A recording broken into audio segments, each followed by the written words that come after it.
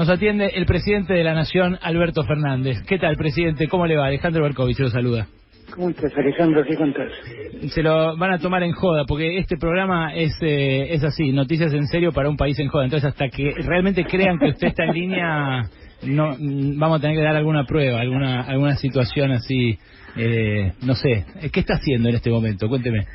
En este momento terminamos de ver con Santiago Cafiero, con Julio Vitovelo, con Ben Ibarra y con Gustavo Vélez una encuesta que nos trajeron sobre cómo está el clima, sobre el coronavirus y esas cosas. Ah, ¿y cómo está el clima? Está bien. Yo la verdad es que valoro mucho la seriedad con que la ciudadanía toma el tema. Nosotros estamos ahora en un debate de cómo avanzar. Es un debate que se da en todo el mundo, ¿no? Porque sí. Finalmente la salida de las cuarentenas se convierten en un problema por la naturaleza de la enfermedad y por la crisis económica que generó todo esto. Pero lo que veo es una muy alta percepción de la gente de valorar lo que se ha hecho, de respetar la cuarentena, de querer una salida ordenada, de cierto temor de la gente a que una salida desordenada haga perder el esfuerzo. No, yo estoy muy agradecido a los argentinos porque tomaron muy responsablemente el problema. Bueno, ahora lo que hay es en una parte de la población algo de urgencia económica y eso quizás coincida con presiones a la vez empresariales para que la cuarentena se flexibilice de un modo un poco más acelerado. ¿Eso ustedes lo notan también en el humor social o es solo una cuestión de empresarios? No, esa es una preocupación que también sale en las encuestas. Hay como dos tipos de realidades, ¿no? Yo siempre digo lo mismo. Los que gobiernan y tienen que asumir responsabilidades y los que opinan y hablan por Twitter y eso es facilísimo. Los que gobiernan son muy conscientes de los riesgos. Entonces, nosotros estamos con Santiago preparando una serie de protocolos para ver cómo poder ir abriendo ciertas actividades económicas que en el interior del país se pueden abrir con más facilidad porque allí la velocidad de contagio ha disminuido drásticamente y hay lugares donde ni siquiera hace semanas que no aparecen nuevos casos. Entonces, si todo lo hacemos cumpliendo el protocolo, con seriedad, evitando el transporte público, evitando el movimiento interjurisdiccional, si lo hacemos así, las posibilidades de que las cosas empiecen a funcionar son muy caras. Ahora, si lo que pretendemos es que todo se levante, bueno, ahí no podemos meter ningún problemón, seriamente. La asociación y ahí también hay que ser un poquito cuidadoso, ¿no? Yo escucho, ayer leí una nota de Alfonso Pratgay que decía por la cuarentena están destruyendo la economía. Y la verdad que es muy importante, porque lo dicen los que destruyeron la economía sin ningún coronavirus en el medio. Es muy impresionante, digo, ¿cómo es que se animan a hablar así? ¿Con qué autoridad moral hablan así? Bueno, pero lo que dice a la Asociación Empresaria Argentina hace un rato en un comunicado, también, más allá de reconocer el logro, también reclaman mantener vivo el aparato productivo del país. Y claro, fíjense lo vivo que lo mantenemos, que hasta le pagamos los sueldos a su gente. Yo no puedo entenderlos. La verdad, yo no sé desde qué lugar hablan.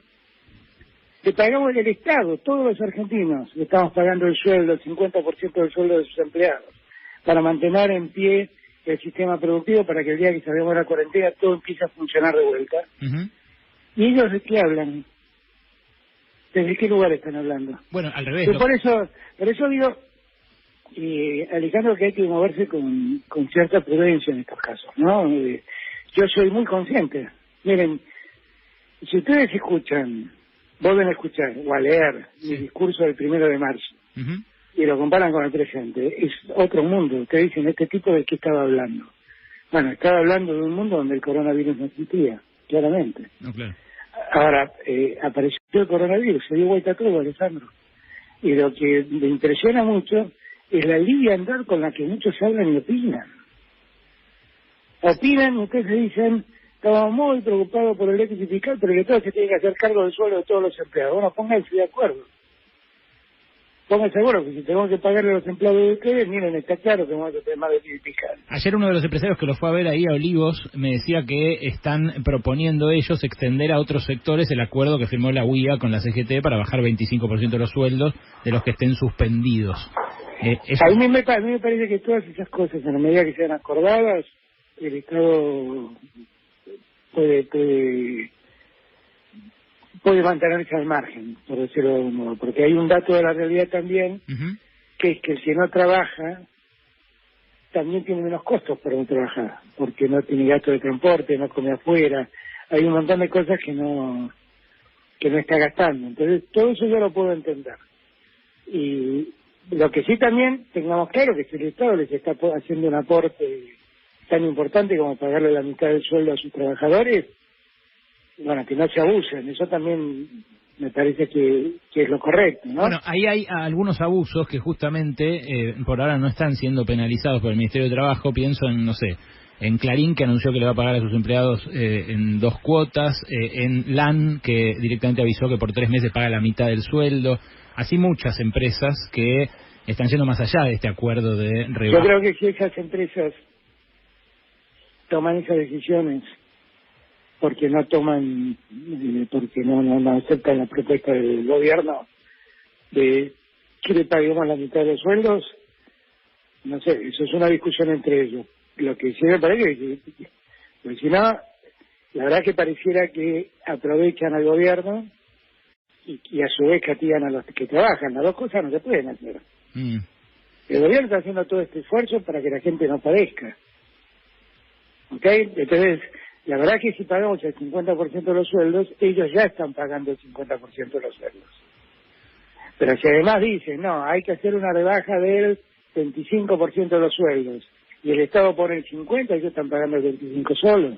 Y ahí me parece que hay una posición, no sé, que por lo menos no parece muy justa. Bien, ahora quiero ir al tema de deuda, que es el tema de la semana, que me imagino también debe tener con reuniones ahí en Olivos, pero también está mi compañera Noelia Barral Vigera, a la distancia, pero está. Adelante, Noé. Buenas tardes, Alberto. A propósito de lo que estaban charlando con Alejandro, hay también una faceta de este sector que está presionando para salir de la cuarentena, que tiene que ver con convocar a marchas, a cacerolazos. Hay una convocatoria, de hecho, a una marcha mañana. ¿Cómo evalúa el gobierno esas protestas sociales que fueron de alguna manera ganando adhesiones semana tras semana? A mí me parece que están jugando con el malestar que los argentinos tienen. Yo solo le pido a los argentinos que miren los informes, que si no hubiéramos hecho la cuarentena ahí tendríamos miles de muertos, que no llegaron porque fuimos responsables, que lo que no se puede es hacer cuarentena y hacer que todo el sistema económico funcione igual. Las dos cosas no se pueden hacer. Y los que lo hicieron terminaron juntando muertos en camiones frigoríficos y enterrándolos en fosas comunes o cremándolos a velocidades inusuales. Todo no se puede hacer. Y yo le pido a la gente simplemente que reflexione, porque hay en el planteo mucha malintención y mucha intencionalidad política. Y que los que dicen, salgamos de la cuarentena ya, sepan todos que salir ya de la cuarentena en los términos que ellos reclaman es llevar a la muerte a miles de argentinos. Esto que ha pasado... Porque no lo podemos controlar eso, porque, Alejandro, ¿sabes cuál es el problema? Que uno no tiene un gotero para manejar. No, claro. Esto lamentablemente no es que yo tiro una gotita de apertura y veo cómo funciona. Esto es un sistema por el cual uno abre lo más parecido a esas llaves, ¿viste? Esas llaves redondas con las que se abren los oleoductos. Y cuando vos movés 10 centímetros esa llave, no sabés cuántos litros de petróleo están pasando por el caño. Y entonces no sabés. Por eso es que el mundo demuestra que han abierto y vuelto a cerrar, y vuelto a abrir, y vuelto a cerrar, porque es muy difícil dosificar la salida. Nosotros nos hemos hecho un plan para ir dosificando la salida. Y quisiéramos que ese plan se siga respetando. porque eso es lo que nos da garantía de seguir controlando ya no solamente la velocidad de contagio, sino también la epidemia, o sea, seguir controlando a ver si pudiéramos llegar a evitar el famoso pico. Pero no descartan, sería el gran logro. No descartan volver en caso de que la primera flexibilización derive en un incremento. Y fracasara, porque la otra realidad, Ale, es que cuando vos abrís o tomás una medida de esta naturaleza, el efecto lo conocés, el resultado de eso lo conocés 15 días después. O sea, no es que vos abrís y ya sabés en el momento cómo te fue. Lo sabés 15 días después, que es el tiempo que tarda en madurar el contagio. Entonces, hay que moverse con mucha prudencia. Hay un uso perverso de la inestabilidad emocional de la gente que está en cuarentena hace mucho tiempo, que impulsa a muchos a hacer reclamos absolutamente alocados, que la gente ni siquiera se pone a mirar las consecuencias de lo que están proponiéndoles. Y en eso es directamente sectores de la oposición lo que lo están haciendo, no son ciudadanos independientes, son los mismos sectores que manejan los trolls, los mismos sectores que manejan las redes, y que convocan a la gente irresponsablemente a hacer un pedido que hasta puede ser el pedido de convocar a su propia enfermedad. Hay que mover y eso es lo que yo reclamo. Tengo la suerte de que los opositores que gobiernan ven igual que yo la situación. ¿Y quiénes no? Y los que no gobiernan, los que hacen política en Twitter, como digo yo. Los que van a los programas de televisión a explicarnos que estamos destruyendo la economía y ellos la destruyeron sin ningún virus de por medio. Pero además de Prat-Gay, ¿quién, por ejemplo? ¿El propio Macri, Patricia Bullrich? No, ya está. Yo hablé de Prat-Gay porque Prat-Gay habló.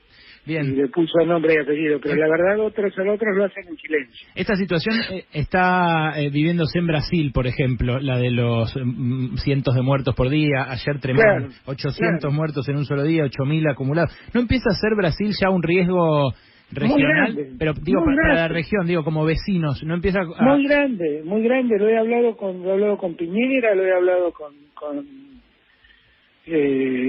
la calle, obviamente que es un riesgo muy grande. Brasil es un país que, salvo con dos países, linda con toda Latinoamérica.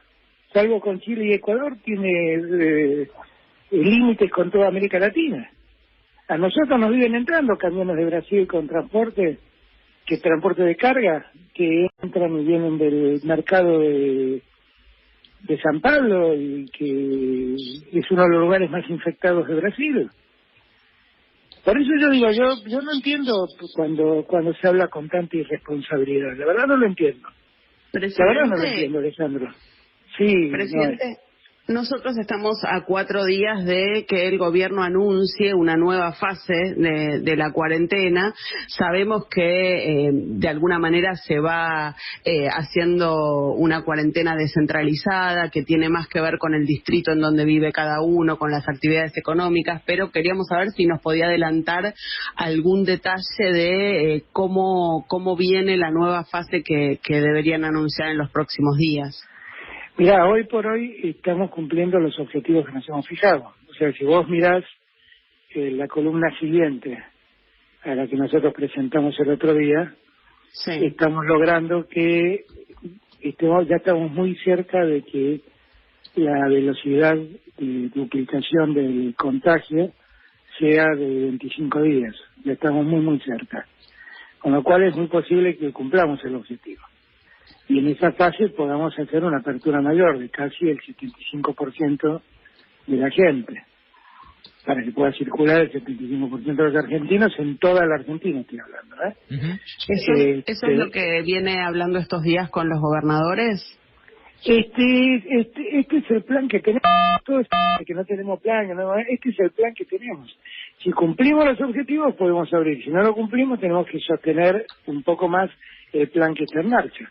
Ahora, lo que estamos trabajando con Santiago y con Ginés, básicamente, y con Guado, es tratar de organizar el protocolo de una serie de actividades económicas, de distintos, hasta la industria automotriz estamos viendo. ¿Y cuál es la idea? Es decirles, miren, gobernadores, si las industrias se abren siguiendo estos protocolos, entonces podemos empezar a volver a tener actividad. Pero tengamos en cuenta una serie de condiciones ab initio. Primero, evitemos el transporte público, con lo cual las empresas ocúpense de transportar a la gente en medios propios. Segundo, evitemos el transporte interjurisdiccional. Tratemos de que trabaje la gente de la zona en el lugar. Después están todos los recaudos sanitarios, ¿no? Tomar la temperatura, estar muy atento a los síntomas. Estamos terminando una aplicación para celulares donde vamos a invitar a todos los que vuelvan a trabajar a bajar esa aplicación y que nosotros podamos ir haciendo un seguimiento por un sistema de autotesteo y del cuidado sanitario que cada empresa tiene que tener. ¿Esto ya mismo? De ver cómo están. ¿Esto sería desde el 11, ahora en la próxima fase? Bueno, estas son todas cosas que estamos ya terminando como para esta nueva etapa. Lo que sí siempre digo, Ale, es que tenemos que entender que estamos en una etapa donde los grandes responsables somos cada uno de nosotros. O sea, este es un extraño virus, que es un virus tremendo, ¿no? Vos a un virus lo dejás arriba de una mesa y se puede multiplicar 100.000 veces en 24 horas. Y cada una de esas multiplicaciones se puede multiplicar 100.000 veces más en 24 horas. Y es un virus que tiene una capacidad de contagio enorme. Ahora, solo se contagia básicamente por la saliva. Con lo cual, si vos mantenés distancia, si vos te usás barbijo, si vos te lavas las manos permanentemente por si tocaste un lugar que puede estar infectado por una partícula de saliva en un lugar público, en la baranda de una escalera o en la baranda del micro que te tomaste o del tren que te tomaste. Y estás permanentemente higienizándote con alcohol las manos y no te llevas las manos a la cara y no te andas tocando la boca y no te estás tocando los ojos. Fíjate qué poco es esto, pero si hacemos esto, las posibilidades de contagio son muy bajas. Alberto, muy bajas. La verdad que el tema de la deuda en este contexto parece ridículo, parece anacrónico que estemos discutiendo sobre deuda en medio de esta catástrofe, pero lo están haciendo ustedes y este viernes hay una fecha límite. Ya ha dicho usted que si tiene que entrar en default entraremos, que la oferta es la que hay, pero a la vez se abrió, pareciera, en los últimos comunicados que dio el Ministerio de Economía, una rendija para conversar, para discutir esa oferta. ¿Habrá resultado este viernes o hay alargue? La fecha es el 8. La fecha es el 8. Y nosotros esperamos que el mundo entienda. Nosotros no hemos especulado con nada. Ni siquiera especulamos con las peores condiciones en que la economía argentina ha quedado con el coronavirus. Confiamos en reponernos, en poder cumplir en el futuro las obligaciones que queremos y podemos asumir. ¿Usted participó personalmente de alguna charla o fueran todas del...? No, yo no participé en ninguna charla por decisión personal, porque quise que el gobierno tenga un solo, como lo tiene, un solo vocero, que es Martín Guzmán. Bueno, usted sí ha hablado con el Fondo Monetario, en su momento con Cristalina Georgieva. No, con el fondo sí, pero el fondo es una situación distinta. Ellos no deberían, al margen de apoyar la quita, ¿no podrían hacer también una muestra más de compromiso o de que entienden su corresponsabilidad y también hacer una moratoria de su parte de la deuda? Lo dicen un par de economistas que firman esta carta de apoyo a la Argentina hoy, ¿eh? Bueno, eso es un tema que habrá que charlar con el fondo cuando llegue el momento de hablar con el fondo. Yo lo que debo decir es que el fondo, bajo la conducción de Cristalina Georgieva, ha tenido una mirada muy distinta a la que el fondo históricamente ha tenido. Distinta por realista, básicamente por eso. Que ahora llega, con el fondo vamos a tener que discutir la salida de la mirada realista, ¿no? O sea, en este escenario realista que vemos, ¿cómo salimos? Bueno, espero que siga habiendo una mirada realista en el fondo. A futuro, todavía eso no lo abordamos. Bien, ¿a futuro se podrán cambiar las reglas para que endeudarnos no sea tan fácil como fue durante el macrismo? Y yo creo que deberíamos hacerlo, Ale. Mira, yo tengo la impresión, he escuchado recién la promoción de tu programa mientras esperaba que empiece el reportaje. Sí. Yo quiero aclarar una cosa, porque yo a Alejandro Bercoy, que lo conozco hace mucho tiempo, como a muchos periodistas, y siempre lo he tuteado, y lo tuteo con todo el respeto del mundo. Como vos me empezás a tratar de usted, Sí. me siento medio en falta. Y pero... no, bueno, yo también, pero ahora es presidente, qué sé yo, no sé. Y bueno, no, pero se puede porque el respeto no pasa por ahí, el respeto Perfecto. no pasa por ahí. Pero yo creo, Alejandro, que el mundo va a cambiar, inexorablemente va a cambiar. Porque no podemos ser seres humanos y no darnos cuenta de las experiencias que vivimos. En el 2008 muchos creímos que ese capitalismo financiero y especulador se había muerto después de las hipotecas subprimes. Pero no, se durmieron una siesta y volvieron.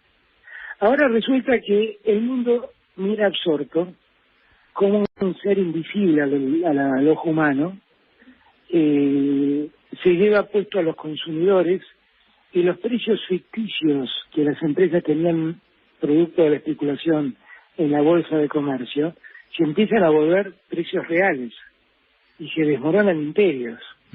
Y el precio del petróleo, por una disputa, se convirtió en un precio absurdo. Y lo que vemos es que el mundo se ha desmoronado y que también nos ha dejado enseñanzas. Así que cuando en los tratados de Kioto y de París se hablaba de cambio climático, la Argentina firmó esos acuerdos y se hablaba de la necesidad de ir reemplazando los combustibles fósiles y nos decían no, eso es imposible porque eso significaría una caída del Producto Bruto Mundial de 4 puntos y ahora resulta que aparece un virus y el Producto Mundial puede caer 10, 12 puntos. Y la verdad es que nosotros yo me pregunto, ¿qué estuvimos discutiendo? Bueno, pero en esta transformación, el rol de gobiernos como el sur, como el tuyo, van a tener un rol y... Pero es que yo por eso lo estoy planteando. Pero por eso te digo... Se lo plantea a Macron, una cosa se lo plantea a Merkel, y se lo plantea a Conte, bueno, pero y se lo plantea a Pedro Sánchez. Merkel, por ejemplo, una de las cosas que te dijo es: no entiendo por qué los ricos argentinos son tan reacios a pagar impuestos. Es verdad. Bueno, y es una pregunta que nos tenemos que hacer todos. ¿Y por qué a un mes de que trascendió la existencia del que iba a ser un proyecto de impuesto a las grandes fortunas, todavía no hay proyecto? ¿Va a haber proyecto? Porque hasta acá tardaron en ponerse de acuerdo cómo sesionar los diputados y los senadores. A mí me causa gracia porque la oposición dice, no, Alberto Fernández está aprovechando de que no funciona el Congreso, y lo que inicialmente no quisieron sesionar fueron ellos. Después les agarró el apuro y entonces se organizó todo este sistema virtual. Yo no sé si eso es un problema del Congreso. Está bien, pero esas son cosas burocráticas. Pero lo que yo quisiera es que todas estas cosas se traten. Pero quisieras que haya un impuesto a las grandes fortunas que ayude a solventar... Yo no sé si la palabra es impuesto. Yo lo que creo es que puede haber un aporte excepcional en este momento de las grandes fortunas. Esto sin negarte que yo creo que el sistema impositivo argentino es profundamente injusto.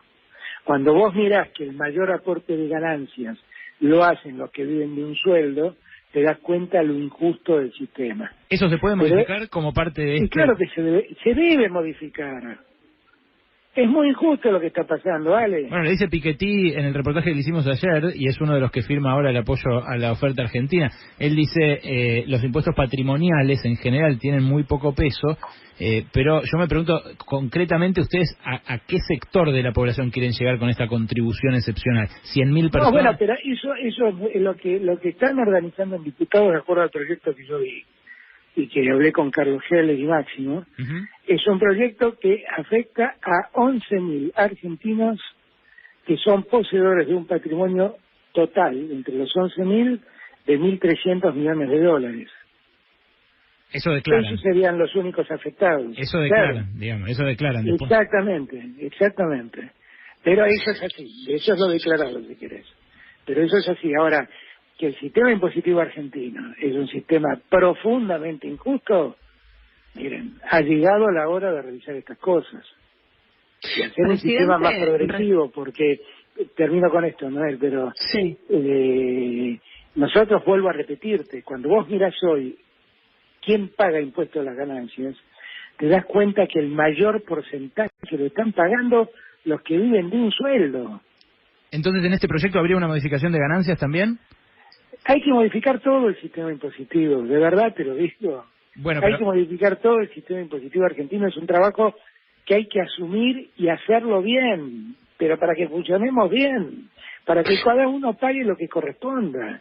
También es cierto que sistemáticamente cada gobierno que entra propone o intenta una reforma impositiva y nunca hay avances integrales en ese sentido, ¿no? Pero ahí no es, yo lo que te digo es que, por eso te hablo de la necesidad de cambiar el sistema en su integridad. O sea, nosotros en la Argentina tenemos un problema sistémico. Déjenme hablarles como políticamente no es correcto porque un presidente nunca debe perder. Es un programa medio en joda igual, no se su preocupe. Eso sí, no me toque las teclas porque ahí sí. No, sí, soy yo con mi cara que estoy tocando las teclas. Escúchame, pero no, te decía esto. Mirá, el sistema argentino impositivo es un sistema que además está preparado para la elusión permanente. Y nosotros tenemos un sistema contable que está muy capacitado para hacernos eludir impuestos. Y los mejores contadores son los que nos hacen pagar menos impuestos, interpretando las normas a su antojo. Sí, sí. Para que paguemos menos impuestos. Yo estudié con ellos, no me diga eso, presidente, al revés. Encima le paga la universidad pública, les paga la carrera para que después hagan eso. Bueno, solo confirmás más severamente lo que yo te estoy diciendo. Sí, es terrible. Y los estudios jurídicos más importantes son los que te construyen empresas offshore para que vos dejes de pagar más impuestos. Nosotros en la Argentina tenemos un problema sistémico, que va mucho más allá del tema impositivo. O sea, tenemos que resolver el tema impositivo, pero tenemos que empezar a prohibir estas cosas. Hay dos aspectos de la relación con los opositores que gobiernan que me gustaría tratar, porque es cierto que están más en sintonía, pero por ejemplo lo que está pasando acá en la ciudad de Buenos Aires, en la Villa 31, es lo que puede convertirse, creo yo, en una masacre. Y ahí no se está aplanando la curva. Ahí lo que se ve es un aumento de los casos explosivo. Ayer hubo un operativo, pero después de 10 días del primer caso. ¿No se están descuidando un poco las villas, presidente? Las villas fue siempre lo que más cuidado tuvimos. Y la verdad es que las villas son un problema. Las villas no son exactamente lo mismo en la ciudad de Buenos Aires que en la provincia de Buenos Aires. En la ciudad de Buenos Aires tienen un nivel de aglomeración de gente muy grande, o sea, mucha gente en muy poco espacio, sin espacios adecuados abiertos, sin calles adecuadas abiertas y demás. En la provincia de Buenos Aires lo que hay son muchos barrios pobres, pero más espaciados. Sí. Siempre el riesgo fue la aglomeración humana. Siempre lo fue. Y por eso nosotros insistíamos tanto en cuidar la salida, porque el que salía de un barrio pobre, un barrio de emergencia, e iba a trabajar a Palermo, o a Recoleta, en los lugares donde empezó el foco de contagio, claro, el río era que lo llevaba ahí, sí. y la diseminación era altísima. Pasó. Finalmente ocurrió. Ahora, yo lo que veo es que está reaccionando muy bien la ciudad, está tratando de hacer testeos para poder discriminar quién está sano y quién está infectado. La ciudad ha organizado un sistema para sacar a esas personas en riesgo y llevarlas a hoteles donde pasen su periodo de contagio con cuidado. Hay algunos que habrá que llevar a sanatorios, hospitales. ¿Pero no fue un poco tarde esa reacción, presidente? Bueno, es que interpreto que iban monitoreando la evolución del tema, pero esto es la prueba de lo que yo dije al comienzo, cuando me piden que levante todo. Vean ustedes la velocidad de contagio, porque no es que no le prestaron atención a las villas, es que se metió el virus en uno y la velocidad de contagio es exponencial. Entonces, yo no quiero cargar las tintas sobre nadie en esto, porque sería injusto. Esto era lo que se trataba de evitar. Ocurrió y acá vemos los resultados. Bueno, yo tampoco quería cargar específicamente las tintas sobre Larreta, pero la distinción que hacía sobre las villas de la provincia y de la ciudad, sí, le ponen evidentemente la responsabilidad a él. Hablando de Larreta, durante el fin de semana, Cristina, un poco que le cuestionó a Larreta una propuesta que hizo de un funcionario, porque dijo que hubo aprietes a jueces por parte de ese funcionario, de apellido Maíquez, muy poco conocido para la gente. ¿Es así? ¿Vos creés que hubo presiones del macrismo a los jueces? Y en todo caso, si las hubo, que hoy esos funcionarios que presionaron se están reciclando en la ciudad.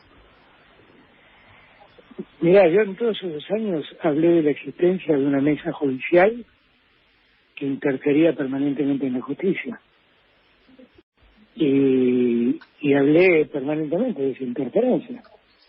Y eso es un secreto a voces, todos los jueces lo comentaban. Pero que lo hizo especialmente Juan. Yo no sé porque la jueza dijo que ella nunca la nombró Maíquez, que existieron las presiones pero que no fue Maíquez. No sé, pero lo que sí sé es que la jueza dijo lo que todo el mundo sabe que ocurrió en tribunales. Lo que todo el mundo sabe que ocurrió en tribunales en esos años.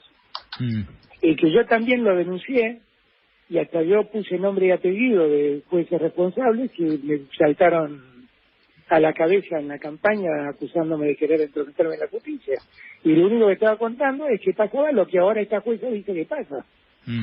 Y en contraposición con eso, ahora no hay como una permisividad, no sé si permisiva, como una mano demasiado blanda respecto de lo que hicieron funcionarios macristas. ¿Qué sé yo? Pienso en Caputo, ¿no? Ayer contábamos que en caso de ir al default nos van a cobrar todos juntos o nos van a venir a reclamar que paguemos todos juntos los intereses del bono a 100 años, de los 100 años del bono.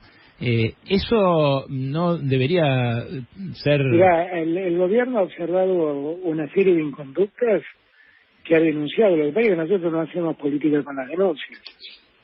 Nosotros no andamos denunciando gente y promoviéndolo. Nosotros cuando hemos detectado que un funcionario ha tenido una inconducta penal, lo hemos denunciado y hemos puesto el tema en manos de los jueces. Bueno, hay un caso que nosotros que descubrió la FIP, pero que nosotros contamos, que fue el de las cuentas offshore sin declarar, casi 1000 cuentas. Por ejemplo, lo que pasa es que nosotros lo hacemos en silencio y dejamos el tema en manos de los jueces. Y no convertimos eso en una acción política. Bueno, pero políticamente, ¿no hay algo que opinar respecto de si el macrismo encubrió a magnates evasores y ocultó información que nos pertenecía a todos nosotros para que ellos no pagaran? Vos sabés que a mí no me gusta hablar del pasado para que no me digan que estoy cargando con la herencia, pero solo voy a repetir lo que dije siempre. Hubo un momento de la Argentina donde el sistema estaba preparado para hacer un formidable negociado entre el dólar y llevarse dólares de la Argentina a diestra y siniestra, descapitalizando el país. Eso ocurrió en la Argentina. Fue absolutamente tolerado de parte del gobierno del turno. Absolutamente tolerado. Bueno, ¿y esto eso es un tema que el Banco Central está estudiando y que llegado el momento verá qué tiene que hacer. Y ahora hablando del Banco Central, ¿siente que le están marcando un poco la cancha con el dólar a 120, el contado con liqui, los incrementos? Vos sos conocedor de cómo funciona todo esto. Estamos tratando de cerrar un acuerdo con nuestros acreedores y están los que te presionan con el dólar y están los que sacan solicitadas pidiéndote por favor que no caigas en default y hacerte eso lo que los acreedores te dicen, por más que lo que te pidan los acreedores sea en desmedro de la gente. Eso pasó en épocas de la baña, yo ya lo vi. Hay momentos en que digo, todo esto para mí es como un déjà vu. Claro. Todo esto yo ya lo viví, y para mí es como un gran déjà vu. Trabajan para los acreedores, trabajan para los acreedores esos que sacan. Y hay sectores de la Argentina que trabajan para ellos, no tengas dudas, por convicción ideológica o por interés económico. Le quiere preguntar, pero es así. Le quiere preguntar sobre el fútbol. Yo ya sé que le prometió una nota a Ángela, a mi esposa. esposa, que además es el periodista. Sí, a veces sí, que quedamos en hacer estas llamadas con imagen, no sé cómo se llaman. Un Instagram. ¿no? Sí, eso, sí, quedamos en eso. Un Instagram Live. Bueno, pero antes le quiero preguntar a Alejandro Wall, mi columnista de deporte, sobre el asunto. Sí. Adelante, Wally. Está muteado. A ver, adelante, Wall, adelante, pregunte. Buenas tardes, presidente, ¿cómo le va? A ver, hoy la Bundesliga, Alemania, está hablando de volver al fútbol con una cuarentena de 2 semanas para los jugadores. ¿Se puede pensar en una posibilidad, sí, para el fútbol argentino en el mediano plazo? Mira, eso es un tema que hay que moverse con cuidado. Lo que no podemos es volver a la aglomeración de gente. Eso es muy riesgoso. Muy riesgoso, ¿no? Vos pensás que los estadios argentinos tienen, inclusive ni siquiera tienen, como los europeos, que son todas plateas, tienen tribunas, y el estado de contacto es muy grande. A mí me parece que durante mucho tiempo vamos a tener que evitar el contacto en espectáculos públicos. Vamos a tener que evitarlo, simplemente. Y me parece que eso va a demandar... ¿No ve para este año fútbol con público? Yo no veo en lo inmediato, te digo, porque hay que entender. Mira, el otro día cuando hablaba con Merkel me decía, bueno, gracias a Dios ahora nosotros entramos en el verano y el virus va a ser. Y yo le decía, pero eso es así, porque la verdad que a nosotros el virus nos entró en el verano. Y en Ecuador hizo un estrago, por lo tanto, no es verdad que sea un virus del invierno. Es un virus que afecta a las vías respiratorias como muchos virus que aparecen en invierno. Uh-huh. Pero el virus funciona, entre comillas, maravillosamente bien en pleno verano y con temperaturas muy altas. Entonces, yo creo que hay que ser cuidadosos con eso. Por ahí podemos empezar a disfrutar del fútbol por televisión y tenemos que ver también los riesgos del contacto físico entre los jugadores. Eso también es muy importante, ¿no? Poder tener un testeo permanente de la salud de los jugadores. Y una más... El fútbol finalmente es un... Mirá que amo el fútbol, y no sabes lo que lo extraño. Y ahora que me enteré además que Argentina se entró en la Libertadores, no sabes la gana que tengo de que vuelva al fútbol. Pero apelo más a ese Alberto Fernández más futbolero. Apelo a ese Alberto Fernández más futbolero. En la AFA se está hablando, bueno, de la suspensión de los descensos no solo este año, sino el año que viene. ¿Le gusta la idea de un torneo con tantos equipos? ¿O le gustaría que porque se habla de 30, lo que pasa es que el fútbol ha cambiado mucho, te voy a ser muy sincero, ha cambiado mucho y se ha convertido, tiene mucho de negocio y interviene la televisión y hay mucho mercantil con el fútbol, distinto a cuando yo era chico. Pero te confieso que a mí me encantaban esos torneos largos, el Metropolitano, el Nacional, eso que eran ida y vuelta y el Juan 30 y tantos equipos, esos me encantaban a mí, me encantaban. Pero bueno, qué sé yo, no sé, ya mi opinión en este punto me parece que vale poco. Sí, tampoco va a manejar la longitud del torneo, Alberto. No puede estar en todo. La que me quedé con ganas de hacerle también una sobre el sistema de salud, que es un poco vieja, porque ya quedó atrás la polémica, pero hay mucha gente que dice, yo pago la prepaga y quiero tener acceso a una cama sí o sí, tiene que estar tabicado, dicen, el sistema privado y el público, y cuando fue hace 2 o 3 semanas esta discusión que Ginés dijo en una sesión con diputados que bueno, que podía haber un comando centralizado para la cuarentena, para la pandemia, esa gente salió a protestar. ¿Qué les dice a ellos? Que en verdad lo que nosotros hablamos es de coordinar los esfuerzos, simplemente. Porque no vaya a ser que esto, que es una enfermedad que atacó a tantos ricos, lo termine dejando sin cama al servicio de la salud privada y necesite de la salud pública. Entonces, la verdad lo que nosotros hablamos es de coordinar esfuerzos. Ahora, cuando vos revisás el mundo, España, por ejemplo, directamente estatizó